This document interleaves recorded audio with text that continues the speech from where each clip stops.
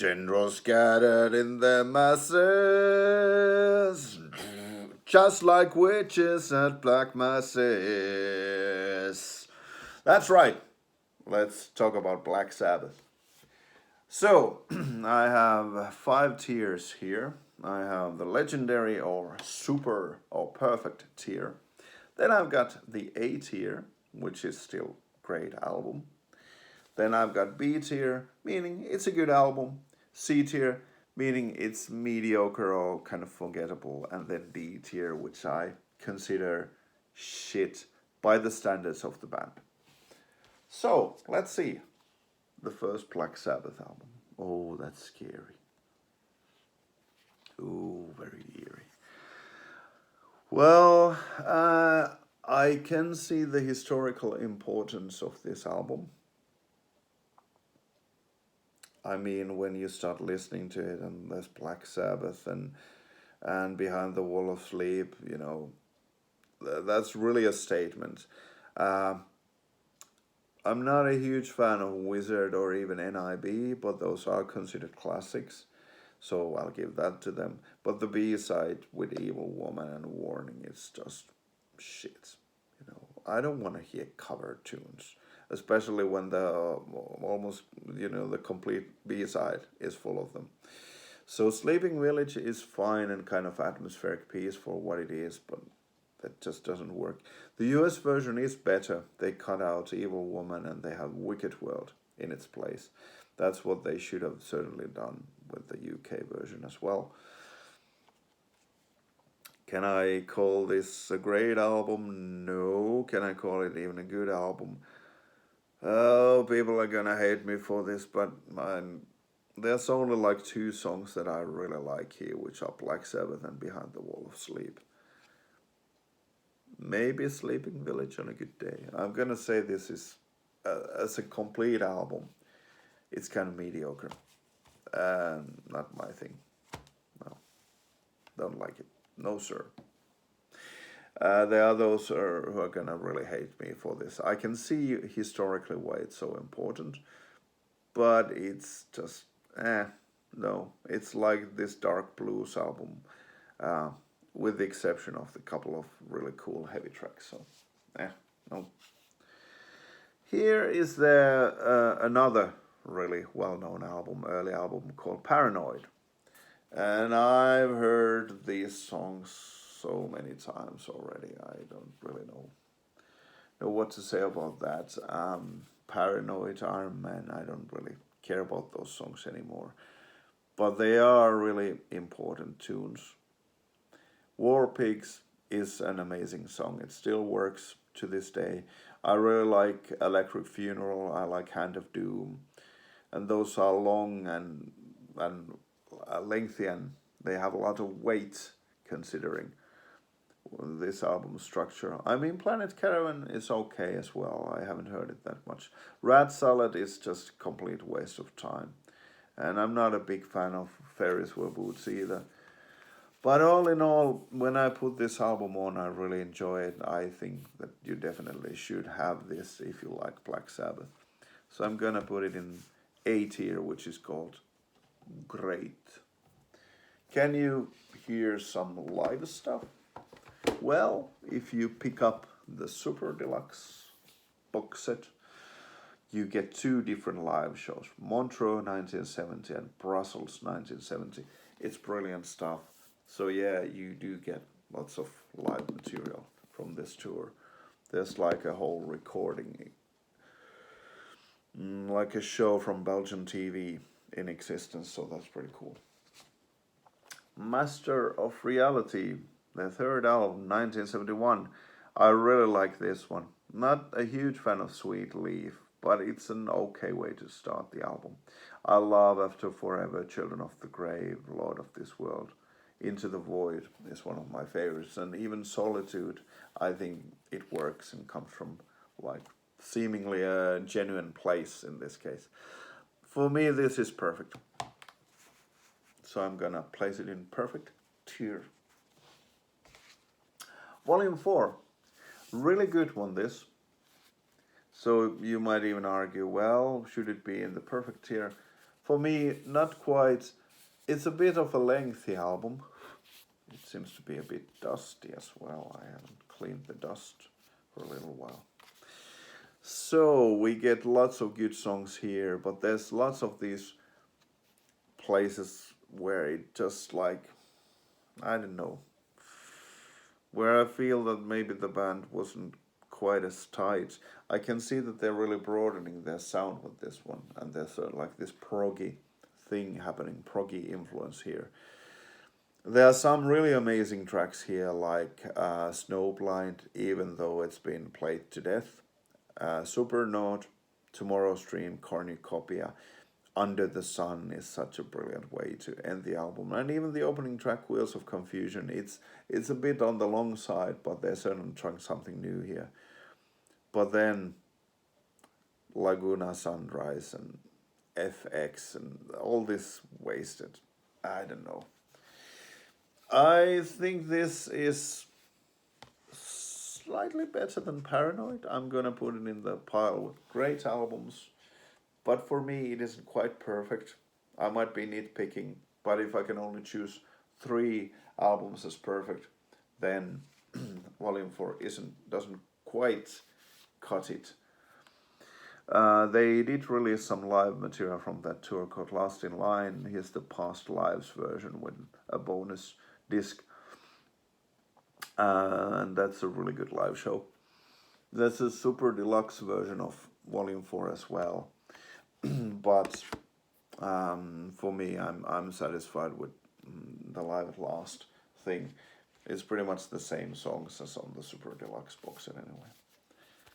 Here is an amazing album, and for once they even got the cover artwork perfectly right.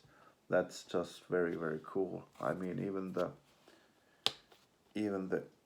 the inlay picture is kind of eerie and cool with these ghostly players covering their faces there, except Ozzy for some reason. That's kind of interesting as well. I wonder if there's a statement in that, or if he just misunderstood the photographer's intentions. A very cool album. It's not the heaviest. It's kind of symphonic, but it's really cool and eerie, and I gotta place it in the perfect pile. Is it better than Master of Reality? Oh, that's so tough to say. I guess so, yeah. It's really difficult to rate perfection. And here is my 3rd perfect album from 1975, Sabotage, their 6th album, the original 6, which I think I've handled the curse of the 6 at some point. Very cool album. It kind of combines Master of Reality and Bloody Sabbath to me. There is that symphonicness about it, but it's also very, very dark. I think this is my favorite album. I'm gonna place this above Master of Reality, and my 3rd one then would be Sabbath Bloody Sabbath if I gotta really choose. Go for that. Did they release live stuff? Yeah. Live Asbury Park 1975, New Jersey. Very cool show. On this version they made some changes, but if you want the official one, you can find it here in the super deluxe box set. And it is amazing just for this live stuff alone. I think you should definitely get that. So what happens next? Technical Ecstasy. Oh boy, this might be one of their worst albums. It kind of depends on how you look at it. One good thing about this album is it's certainly not boring. It has this weirdness about it. So if you like things weird, then this might be, an interesting place for you to check out. But it's amazing, coming from Sabotage, just 1 year later, from 75 to 76, it's a very different band. And they seem to be really much lost here. They are trying lots of new things, and pretty much none of those are working. There are some really great songs here, especially the closing track, Dirty Women, is really cool. All in all, I guess I'm gonna place this in C.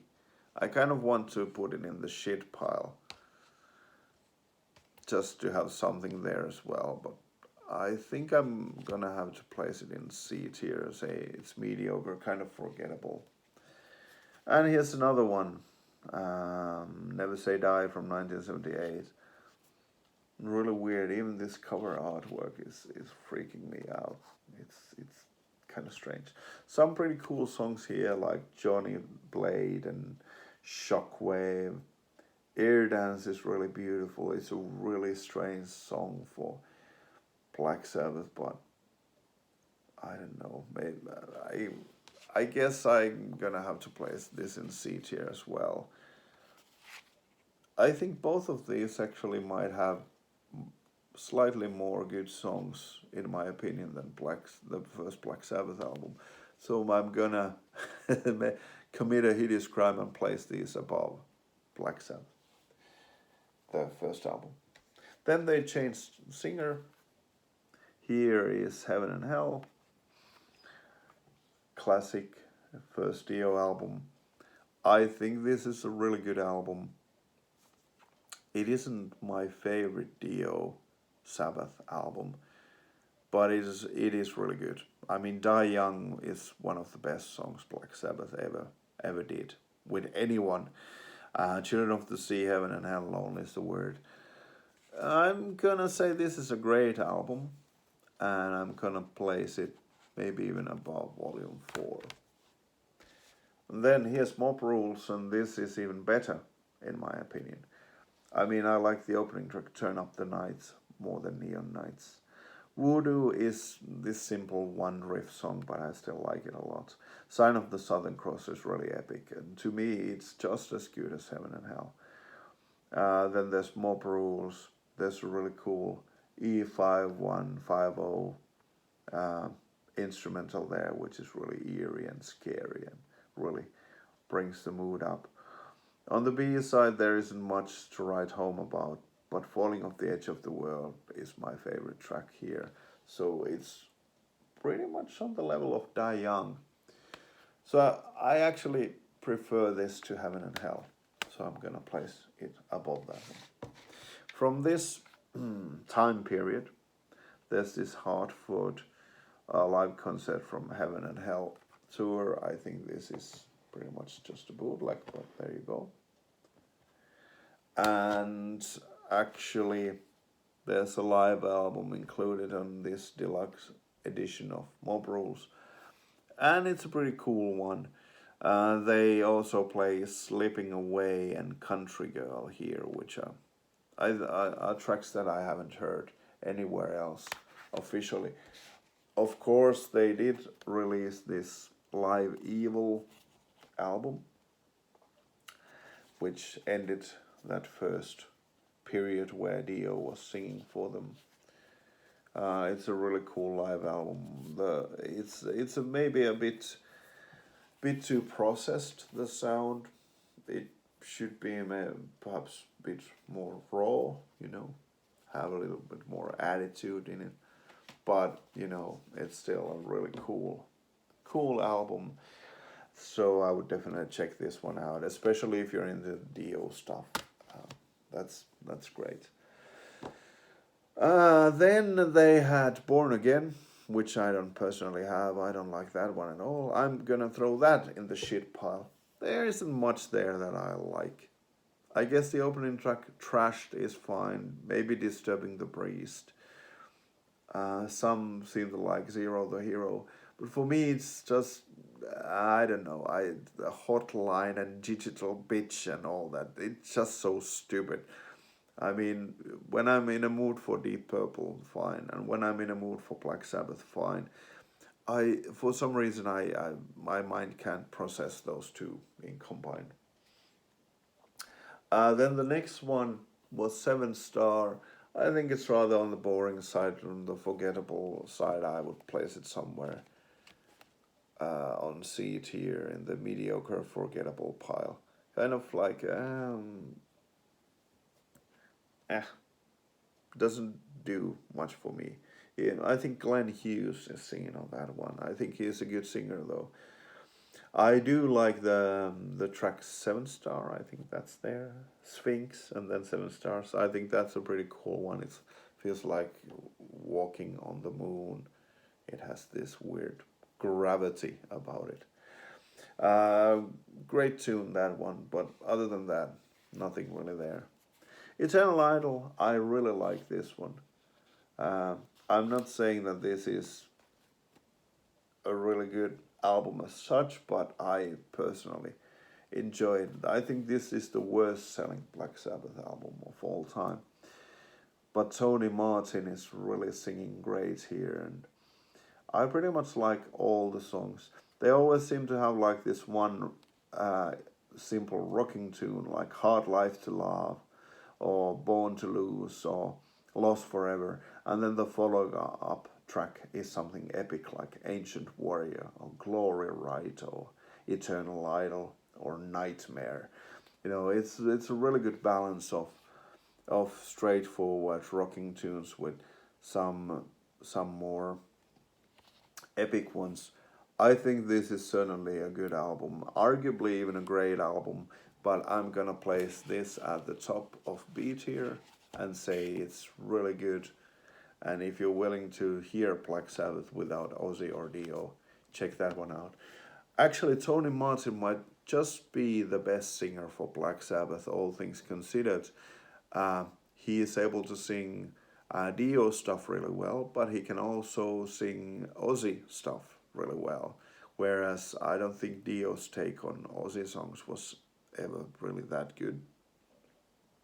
I think Tony Martin does a better balancing act between those two, and also, his own material. On Eternal Idol, I think is really cool. Then they released Headless Cross and Tyr or Tyr. I don't know how you're supposed to pronounce that. I think it's like an ancient Viking god, so it might be Tyr. Actually, might be the correct pronunciation. Those albums, I think they're good, but not that amazing. I don't actually have Headless Cross or Tyr with me anyhow. Maybe someday I'm gonna look into those. There are some interesting tracks there, like A Kill in the Spirit World, I think was an interesting tune. I would probably place them on the maybe slightly forgettable pile, but better than Technical Ecstasy and Never Say Die though. So they would be here in C tier. I wouldn't call them shit. Dio got back in 1992 with Dehumanizer. I think it's a pretty cool album. It's really heavy. People didn't like it back in the day too much, but I think it's quite excellent. Is it great? Well, I don't know. It's certainly heavy and dark, and also Dio's lyrics are more modern here. I think this would be a really good album. I would place it at the top of. I think it's better than Eternal Idol. I like Master of Insanity a lot. After All, The Dead. It has lots of really great. I would dare I say it, classic Black Sabbath songs in my opinion. Then they got back with Tony Martin and released Cross Purposes. I don't really have anything much to say about that. I haven't really heard that album that much. And then Forbidden is usually the one that, everyone says is just total shite. In many ways, I would argue that Technical Ecstasy and Never Say Die are probably the worst Black Sabbath albums, considering that they are so weird and they don't know what they're doing. It's just completely aimless. There's no direction. There's no sense of unity. But that also makes them kind of interesting and weird. Whereas the problem with Cross Purposes and Forbidden is that when you listen to those, there's really nothing to remember there. Just so boring and mediocre. So in that way, I would say that those probably are easier to stomach those albums. There's nothing that weird about them. Whereas Technical Ecstasy and Never Say Die still to this day kind of freak me out a bit because there's something ungodly and unnatural about them. So while I would like to say that Technical Ecstasy is the shittiest Black Sabbath album, alongside with Never Say Die, yeah, but they're interesting. At least they are interesting. Whereas Forbidden and Cross Purposes, they just leave no mark in my memory at all. So arguably they would be really, really forgettable. So at the bottom of this pile, but not shit. So maybe I'm gonna make this executive decision and just place Never Say Die and Technical Ecstasy in the shit pile, even though there's some material that I really like in those albums. They just creep me out. They're just weird. They're just wrong for Black Sabbath. They did get back with Ozzy in the late 90s for a live show and for a single. I think it's Psycho Man. And then on the B side, Selling My Soul, you can find them at the end of this live album. And the band has aged quite a lot, but it's still really cool to hear them here in Birmingham, their home city. I mean, it's good stuff, but you know, it's the band has been aging quite a bit. Then after that, there was this Heaven and Hell thing where Ozzy refused Black Sabbath the right to call themselves Black Sabbath unless Ozzy was also singing there. First, I think it was marketed like you need to have the complete original lineup. So I think Ozzy was also standing up for Bill Ward.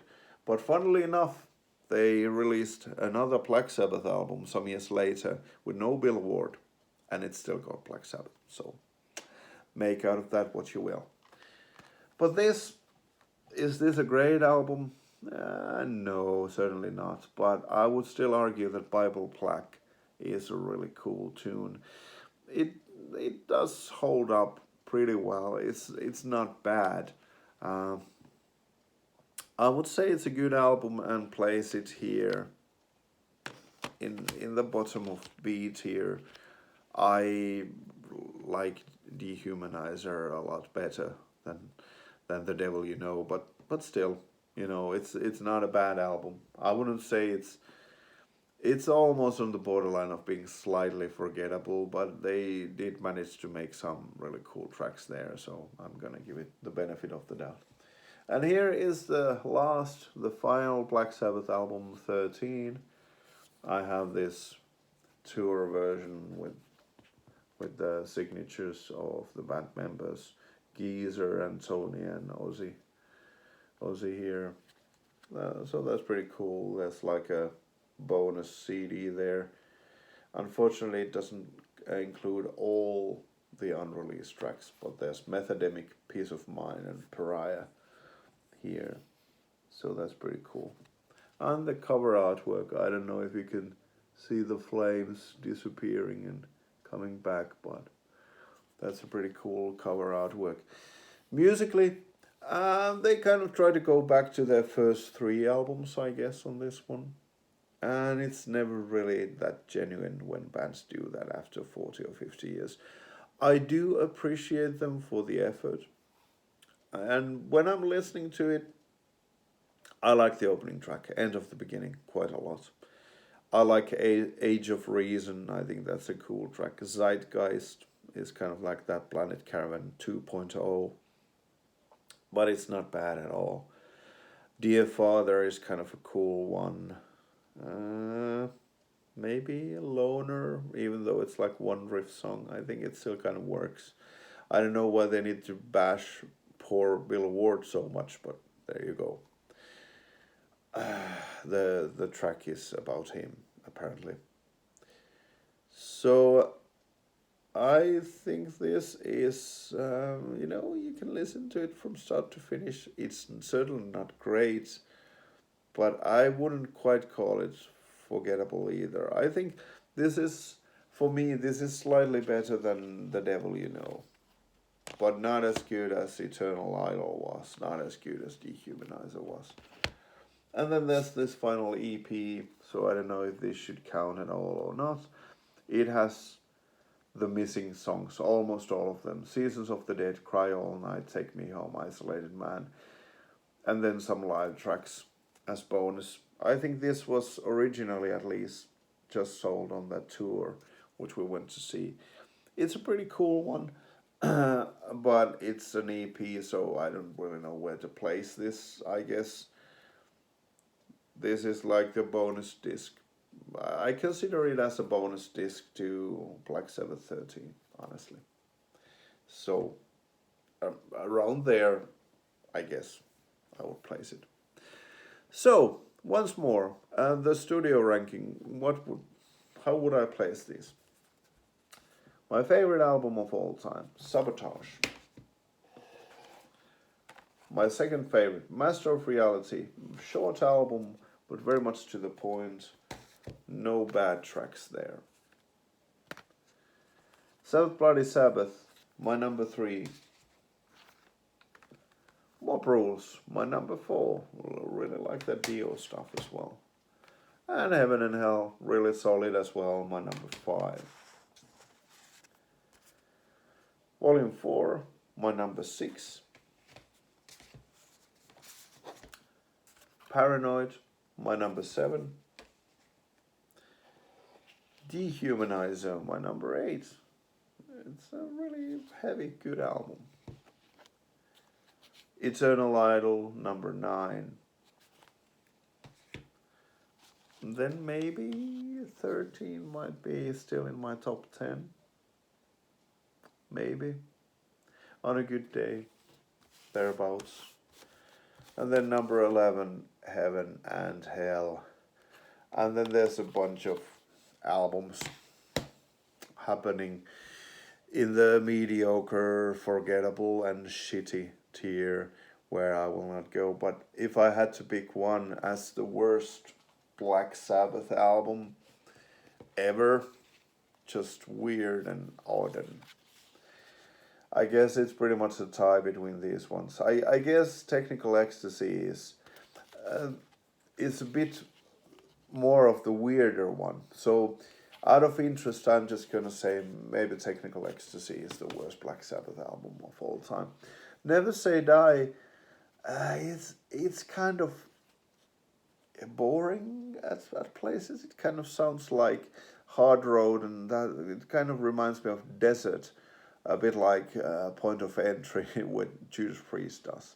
So yeah, I'm gonna say Technical Ecstasy is the worst album in my opinion. But it's very interesting. So, see you on the next one. Bye.